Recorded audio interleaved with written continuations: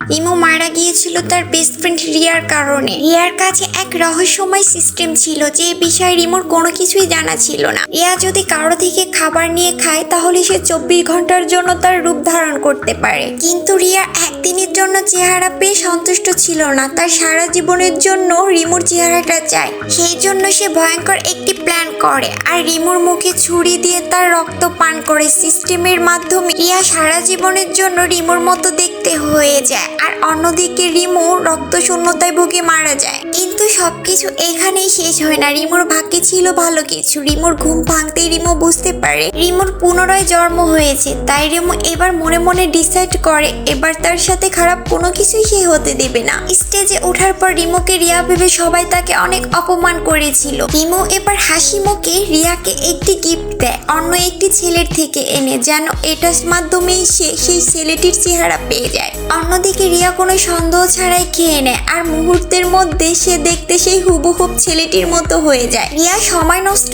না করে আয়নায় নিজের চেহারাটা না দেখে সে সোজা চলে যায় স্টেজে। এরপরেই যখন অ্যাওয়ার্ডের জন্য রিমুর নাম ঘোষণা করা হয় ঠিক তখনই রিয়া চলে যায় সেখানে মঞ্চে উঠে রিমুর বদলে অ্যাওয়ার্ড নেওয়ার জন্য, কারণ সে জানে আমি তো রিমুর চেহারা পেয়ে গেছি। রিমুকে দেখে রিয়া অবাক হয়ে যায়, এটা কি করে সম্ভব।